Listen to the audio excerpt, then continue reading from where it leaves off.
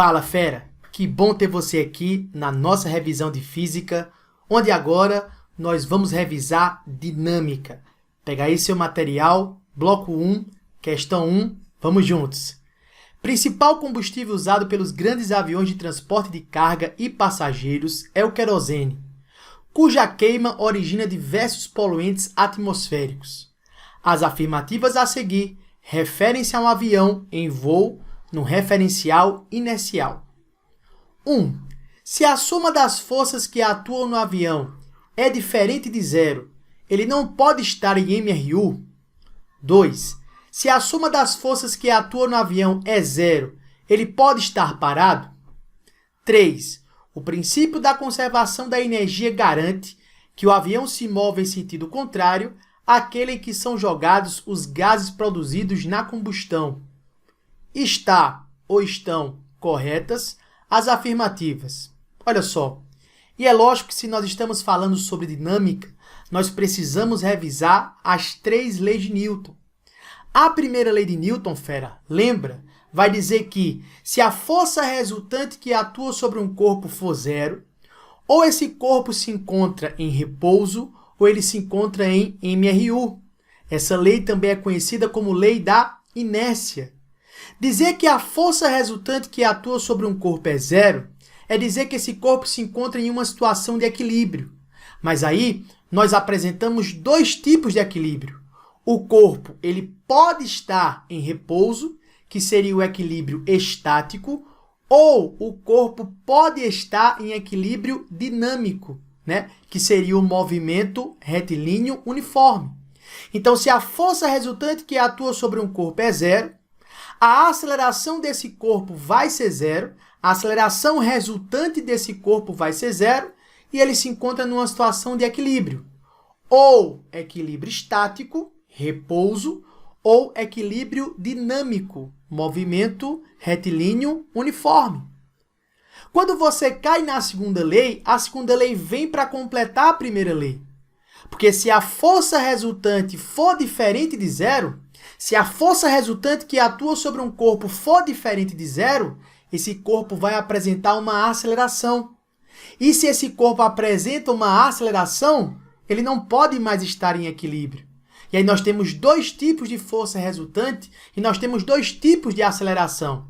Nós temos a força tangencial, que está diretamente relacionada à aceleração tangencial, responsável por variar o módulo da velocidade, a intensidade da velocidade, ou seja, nós teremos força resultante tangencial em todos os movimentos variados, e nós temos a força resultante centrípeta, que está diretamente relacionada à aceleração centrípeta, que é a aceleração responsável por variar a direção do vetor velocidade.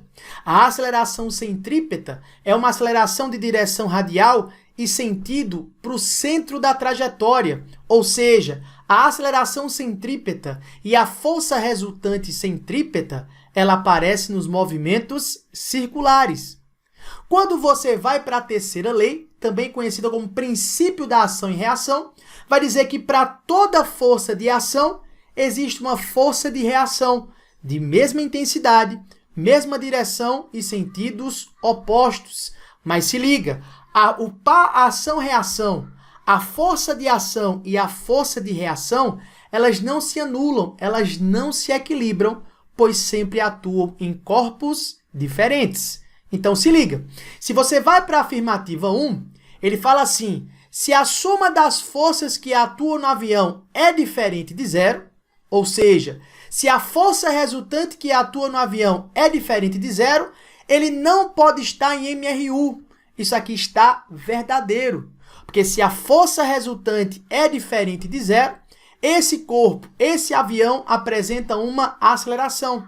E se ele apresenta uma aceleração, ele não pode estar em movimento retilíneo uniforme, pois o movimento retilíneo uniforme é o único tipo de movimento que a aceleração resultante é zero. Então, essa afirmativa 1 está correta. Afirmativa 2. Se a soma das forças que atuam no avião é zero, ou seja, se a força resultante que atua sobre o avião é zero, ele pode estar parado? Sim, ele pode estar parado, ele pode estar em repouso, ele pode estar em equilíbrio estático. Assim como também ele poderia estar em equilíbrio dinâmico, em movimento retilíneo uniforme. Mas ele fala, se a força resultante é zero, ele pode estar parado? Sim, ele pode estar parado. Eu não posso afirmar que ele está parado, mas eu posso afirmar que ele pode estar parado, sim, pois aqui representa uma situação de equilíbrio estático, tá? O princípio da conservação da energia garante que o avião se move em sentido contrário àquele que são jogados os gases produzidos na combustão. Fera, não seria o princípio de conservação da energia, seria o princípio da ação e reação, terceira lei de Newton. Logo, essa afirmativa 3 é falsa. Com isso, a alternativa correta aqui seria a alternativa B. Apenas as afirmativas 1 e 2 estão corretas. Letra B, de boa prova do Enem para você. Vamos lá para a nossa segunda questão. Em tirinhas, é muito comum encontrarmos situações que envolvem conceitos de física e que, inclusive, tem sua parte cômica relacionada de alguma forma com a física. Considere a tirinha envolvendo a turma da Mônica mostrada a seguir. Então, ele dá para você aí uma tirinha, né, com a turma da Mônica. Vamos lá para a nossa questão? Supondo que o sistema se encontra em equilíbrio, ou seja, a força resultante é igual a zero, é correto afirmar que, de acordo com a lei da ação e reação, ou seja, terceira lei de Newton, vamos lembrar, para toda ação existe uma força de reação de mesma intensidade, mesma direção e sentidos opostos. Mas não esquece, fera, pelo amor de Deus, par de ação e reação não se equilibram, pois atuam em corpos diferentes. Olha só, a força que Mônica exerce sobre a corda e a força que os meninos exercem sobre a corda formam um par de ação e reação. Já de cara aqui está falso, né? Pois um par ação e reação não atuam no mesmo corpo. E ele fala assim, ó, a força que a Mônica exerce sobre a corda e a força que os meninos exercem sobre a corda não pode formar par de ação e reação, pois o par de ação e reação, fera, atua em corpos diferentes. Vamos lá para a letra B. A força que Mônica exerce sobre o chão e a força que a corda faz sobre a Mônica formam um par de ação e reação. Fera, aqui está falso. Para formar par de ação e reação, essa letra B ficaria correta da seguinte forma. A força que Mônica exerce sobre o chão e a força que o chão exerce sobre a Mônica formam um par de ação e reação. Ou a força que a Mônica exerce sobre a corda e a força que a corda exerce sobre a Mônica formam um par de ação e reação. Então, essa letra B está falsa. Vamos para a letra C. A força que a Mônica exerce sobre a corda e a força que a corda faz sobre a Mônica formam um par de ação e reação. Já de cara, fera, alternativa correta, letra C, de com certeza você vai passar no seu vestibular. Mas vamos dar uma olhadinha na letra D. A força que a Mônica exerce sobre a corda e a força que os meninos exercem sobre o chão formam um par de ação e reação. Falso. Para ficar correta seria a força que a Mônica exerce sobre a corda e a força que a corda exerce sobre a Mônica formam um par de ação e reação. Ou a força que os meninos exercem sobre o chão e a força que o chão exerce sobre os meninos formam um par de ação e reação. Portanto, alternativa D, falciane. Letra E. A força que a Mônica exerce sobre a corda e a força que Cebolinha exerce sobre o chão formam um par de ação e reação. E aí, para ficar correto, seria a força que a Mônica exerce sobre a corda e a força que a corda exerce sobre Mônica formam um par de ação e reação. Ou a força que Cebolinha exerce sobre o chão e a força que o chão exerce sobre Cebolinha formam um par de ação e reação. Mas se você olhar para a tirinha, nem sobre o chão Cebolinha se encontra, ele está pendurado, beleza? Então, nessa segunda questão, a alternativa correta, letra C, e eu já falei, com certeza você vai detonar na prova do Enem. Vamos lá para a nossa questão R3, vem com o taveirão. Um jovem aluno de física, atendendo ao pedido de sua mãe, Para alterar a posição de alguns móveis da residência, começou empurrando o guarda-roupa do seu quarto, que tem 200 kg de massa. A força que ele empregou, de intensidade F, horizontal, paralela à superfície sobre a qual o guarda-roupa deslizaria, se mostrou insuficiente para deslocar o móvel. O estudante solicitou a ajuda do seu irmão e, desta vez, somando a sua força a uma outra força igual, foi possível a mudança pretendida. O estudante, desejando compreender a situação-problema vivida, levou-a para a sala de aula, a qual foi tema de discussão. Para compreendê-la, o professor apresentou aos estudantes um gráfico, abaixo, que relacionava as intensidades da força de atrito Fe estático e Fc cinético com as intensidades das forças aplicadas ao objeto deslizante. Com base nas informações apresentadas no gráfico e na situação vivida pelos irmãos em casa, é correto afirmar que... E aí, fera, ele vai nos dar aí 5 alternativas. Antes da gente falar sobre essas 5 alternativas, vamos revisar sobre força de atrito, né? Lembra que a força de atrito é uma força de resistência, sempre contrária à tendência ou ao movimento dos corpos, né? Então, a força de atrito ela pode ser contrária à tendência do movimento ou contrária ao movimento dos corpos. A força de atrito ela sempre aparece entre as superfícies que estão em contato. A força de atrito, fera, que é contrária à tendência do movimento dos corpos, é a força de atrito estático. E a força de atrito que é contrária ao movimento dos corpos, ao movimento das superfícies que estão em contato, é a força de atrito cinético. E aí, só para lembrar para você, se você quer calcular a força de atrito estático, a relação que você utiliza é o coeficiente de atrito estático vezes a força normal. Lembrando que a força normal é a força de contato entre as superfícies, beleza? Se você quiser calcular a força de atrito dinâmico ou a força de atrito cinético, você vai usar o coeficiente de atrito cinético vezes a força normal. Mas tá vendo? Matematicamente, essas duas relações são iguais. Beleza? Matematicamente, essas duas relações são iguais. Mas eu preciso, fera, lembrar um pequeno detalhe para você, tá? Repito, a força de atrito cinético ou a força de atrito dinâmico é a força de resistência contrária ao movimento das superfícies que estão em contato. A força de atrito cinético, ela é sempre uma força constante. Então, se você quiser calcular a força de atrito cinético ou a força de atrito dinâmico, você vai usar essa relação que está na sua tela.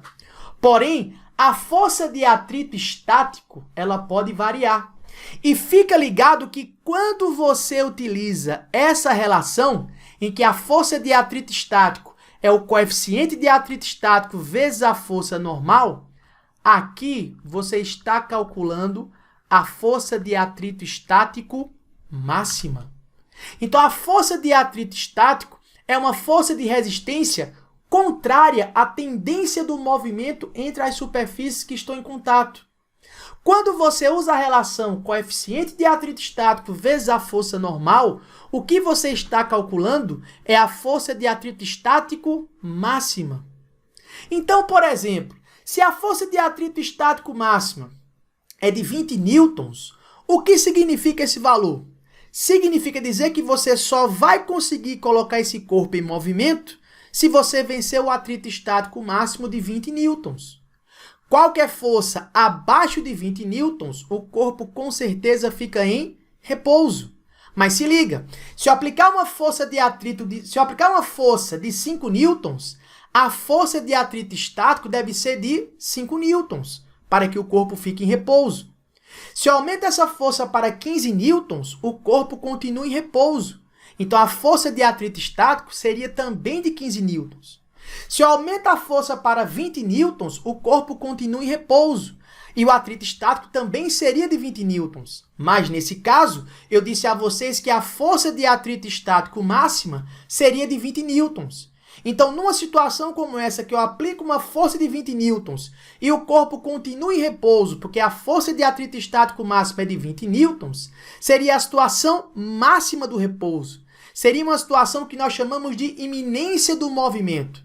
E aí, qualquer força acima do atrito estático máximo, o corpo entra em movimento, o atrito deixa de ser estático e ele passa a ser dinâmico, ele passa a ser cinético.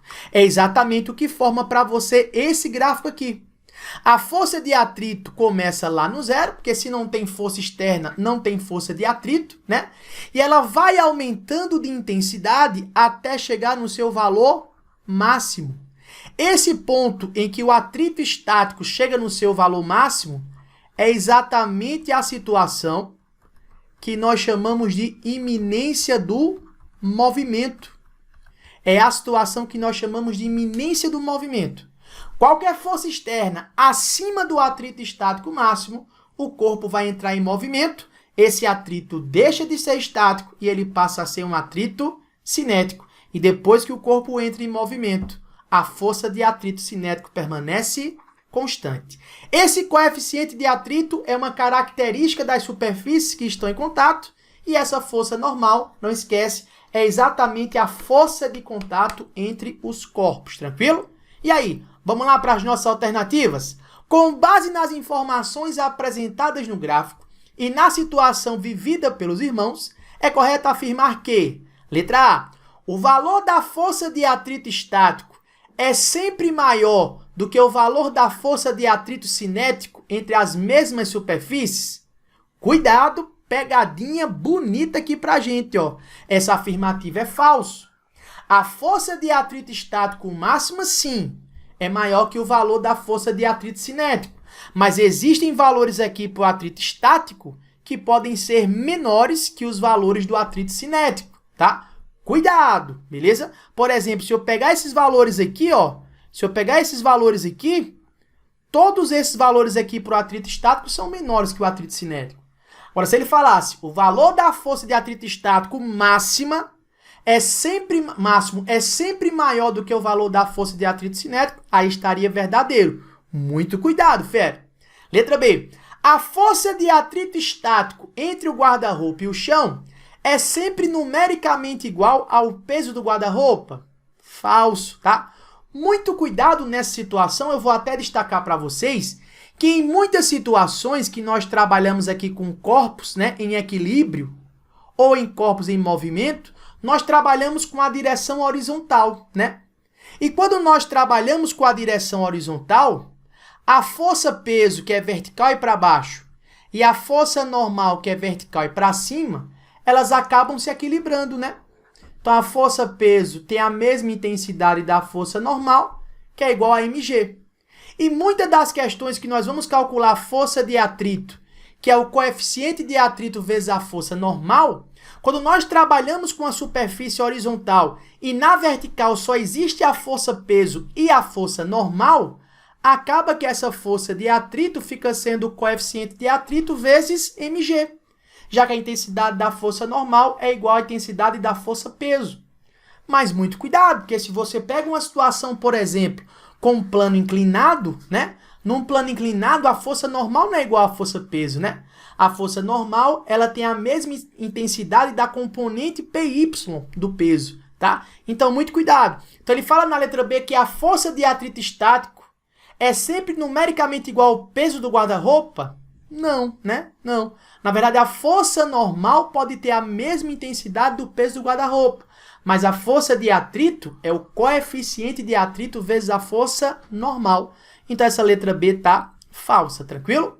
Letra C. A força de intensidade F exercida inicialmente pelo estudante foi inferior ao valor da força de atrito cinético entre o guarda-roupa e o chão? Na verdade, não foi inferior à força de atrito cinético. Ela foi inferior à força de atrito estático máxima, beleza? Então, essa letra C está falseando. Letra D. A força resultante da ação dos dois irmãos conseguiu deslocar o guarda-roupa porque foi superior ao valor máximo da força de atrito estático entre o guarda-roupa e o chão, Verdadeiríssimo essa letra D, né? Então, nessa questão aqui, 3, a alternativa correta, letra D. A força resultante dos irmãos foi superior ao atrito estático máximo? Sim, e por isso eles conseguiram colocar o guarda-roupa em movimento. Vamos dar uma olhadinha na letra E. A força resultante da ação dos dois irmãos conseguiu deslocar o guarda-roupa porque foi superior à intensidade da força de atrito cinético entre o guarda-roupa e o chão? Falso. Seria a força de atrito estático máxima, tá certo? Então, para essa questão, a alternativa correta, letra D, fala com o Taveirão, letra D de detonando na prova do Enem. Vamos lá para a nossa questão R4? Vem comigo. Um avião voa numa trajetória retilínea e horizontal próximo à superfície da Terra.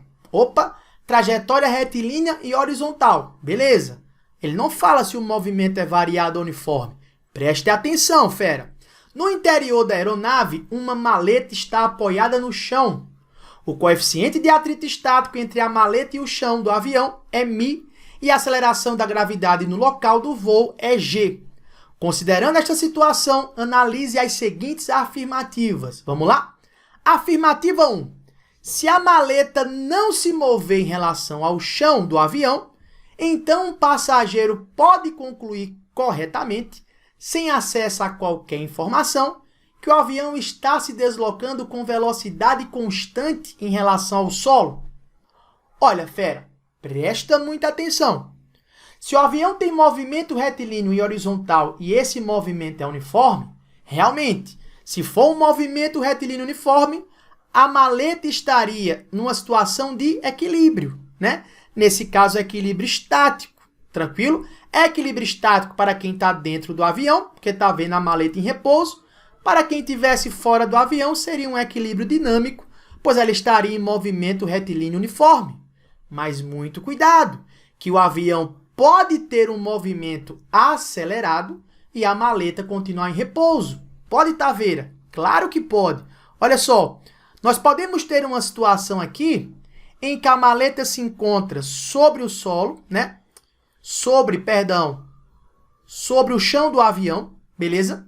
E esse avião pode ter um movimento acelerado, por exemplo, uma aceleração para frente, né? E aí, se o avião apresenta uma aceleração para a esquerda, uma aceleração para frente, tudo que pertence ao avião também vai apresentar uma aceleração para frente. Mas aí perceba que ao ter um movimento acelerado, a tendência dessa maleta é se mover para trás. A tendência dela é se mover para trás.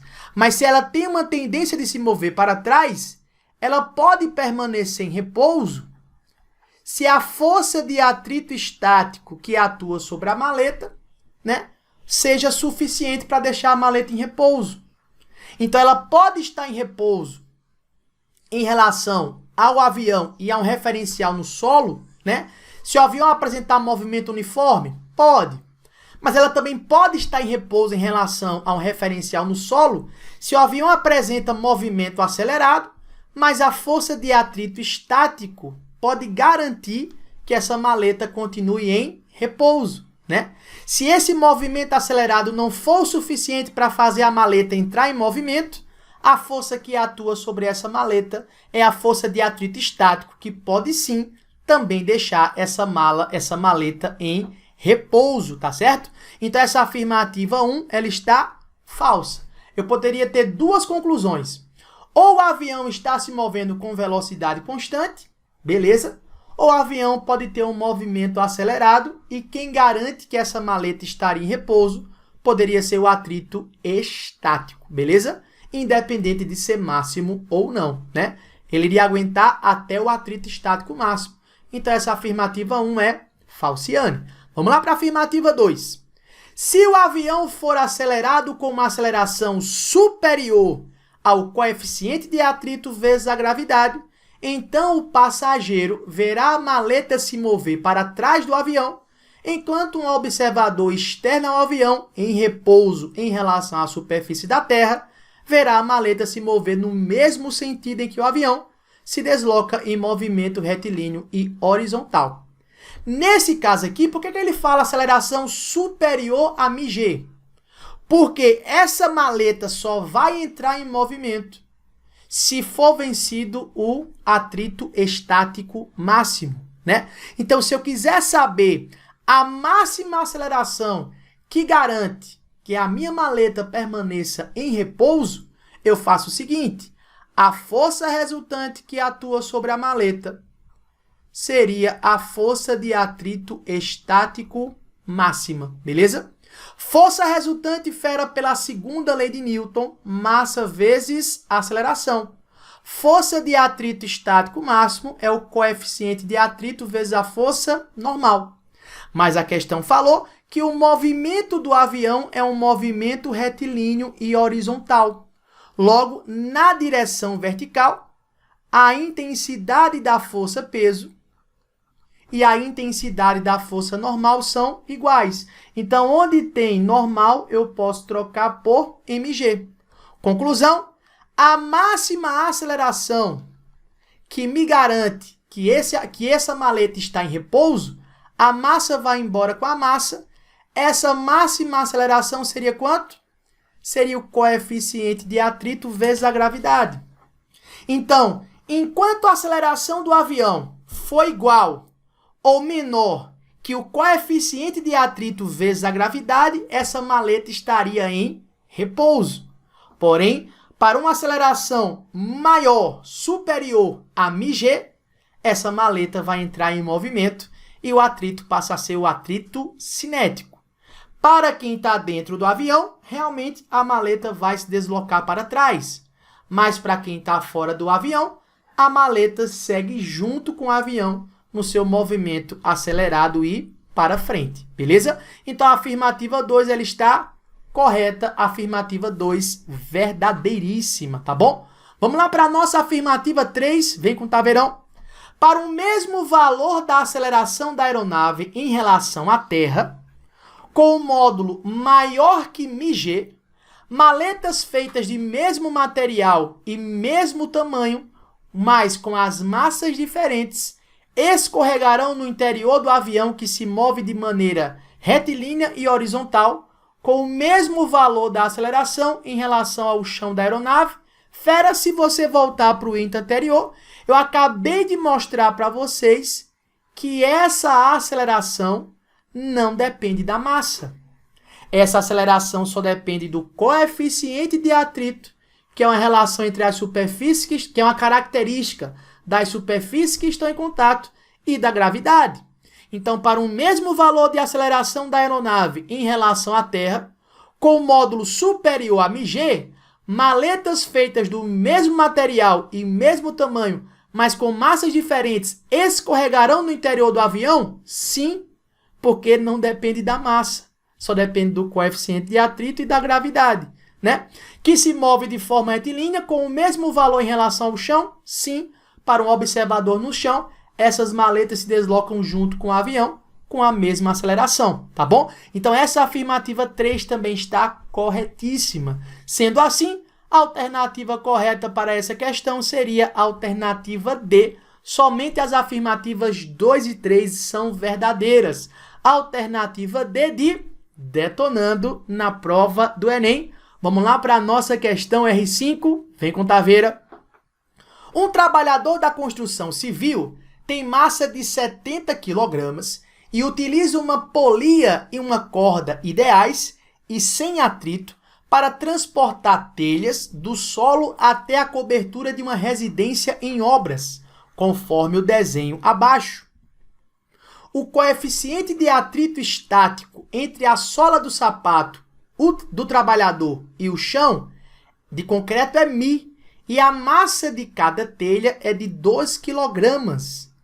O número máximo de telhas que podem ser sustentadas em repouso, acima do solo, sem que o trabalhador deslize, permanecendo estático no solo, para um ângulo θ entre a corda e a superfície horizontal, é. Ele fala que a aceleração da gravidade vale 10 metros por segundo ao quadrado, o seno de θ igual a 0,6 e o cosseno de θ igual a 0,8. Perceba que ele quer o número máximo de telhas para que O número máximo de telhas que podem ser sustentadas em repouso, sem que o trabalhador deslize. Vamos voltar para cá? Quais são as forças que atuam sobre o trabalhador? Ele está aqui, ó. Existe uma força de tração na corda. Existe uma força de tração na corda, beleza? Existe a força-peso do trabalhador vertical e para baixo. Existe a força normal aqui vertical e para cima, né? E a tendência desse trabalhador é que ele deslize para a direita, que ele deslize para frente, né? Então, a força de atrito estático seria uma força aqui que está para a esquerda, e como eu quero o número máximo de telhas, né? Esse atrito fera eu vou considerar o atrito estático máximo, tranquilo? E eu quero saber qual o maior número de telhas, né? Qual o maior número de telhas para que esse trabalhador ele fique em repouso. Vamos lá? E aí, só uma correção para essa questão que está faltando aqui, tá? Esse coeficiente de atrito estático, ele é igual a 1, tranquilo? Então, vamos voltar lá para a nossa figura. Olha só, o que eu posso escrever aqui? Se nós temos uma situação de equilíbrio, né? Essa força de tração que aparece aqui, ó, nas telhas para cima, ela tem que ser igual ao peso das telhas que estão para baixo, né? O peso dessas telhas aqui seria o número de telhas vezes mg, tá? Então, a intensidade da força de tração seria o número de telhas vezes mg, já que nós temos uma situação de repouso, tranquilo? E aí, essa força de tração, nós podemos fazer aqui a decomposição, né? Essa força de tração, ela pode aparecer aqui na direção horizontal, que seria o nosso Tx, e essa força de tração pode aparecer aqui na direção vertical, que seria o nosso Ty. Cuidado que esse ângulo θ é o ângulo entre a tração e a horizontal. Então, ele apareceria aqui embaixo, ó, no Tx, tranquilo? Já de cara, esse Tx seria cateto adjacente. Então, esse Tx seria o T cosseno de θ. E o nosso Ty seria cateto oposto. Logo, esse Ty seria o T seno de θ, tranquilo? Já de cara, se nós temos uma situação de equilíbrio, eu posso escrever que essa força de tração Tx deve ser igual à força de atrito estático máximo, beleza? E a normal mais a componente da tração no eixo y deve ser igual à força peso, no caso, o peso do trabalhador, tranquilo? Então, vamos escrever cada situaçãozinha dessa aqui, ó. Eu vou começar pela força normal, tá certo? Então, a força normal seria igual o peso do trabalhador seria 700 newtons, né? Massa vezes gravidade, vou colocar aqui, ó, massa vezes gravidade, menos a componente Ty. Quem seria a componente Ty? Seria o número de telhas, né? Vezes a massa de cada telha, que é de 2 kg, então seria o número de telhas, vezes a massa de cada telha, que é 2 kg, vezes 10, que é a aceleração da gravidade, vezes o seno de θ. Espera aí que o Google resolveu falar aqui, ó.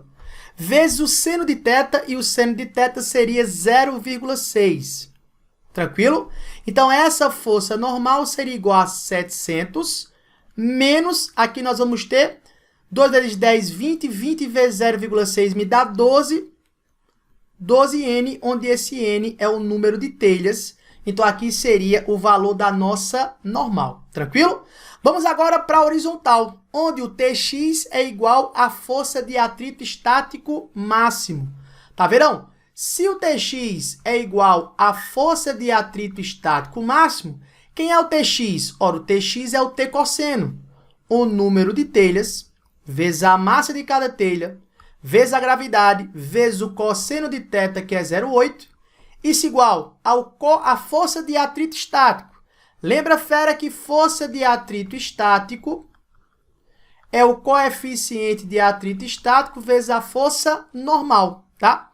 O coeficiente de atrito estático é igual a 1 e a nossa normal, 700 menos 12N. 700 menos 12N. Com isso, nós temos aqui que 16N é igual a 700 menos 12N. Tranquilo? Esse menos 12N que está negativo passa para o outro lado positivo. Então, eu tenho que 28N é igual a 700. Conclusão, N seria igual a 700 dividido por 28, né? E se você faz 700 dividido por 28, nós achamos como resposta 25 telhas. Tranquilo? Então, o número máximo de telhas para que o trabalhador não deslize e o sistema permaneça em repouso são 25 telhas. E aí, se você retorna lá para a nossa questão, a alternativa correta seria a alternativa B, de boa prova do Enem para você. Com isso, nós encerramos nosso primeiro bloco da nossa segunda semana de revisão sobre mecânica. Eu te aguardo no bloco 2, onde vamos falar sobre trabalho e energia. Ah, não esquece de ir no bônus do nosso curso, onde teremos teorias sobre dinâmica, teorias sobre leis de Newton e teorias sobre força de atrito. Acompanhe e vamos juntos em busca do seu sucesso. Até o bloco 2. Valeu!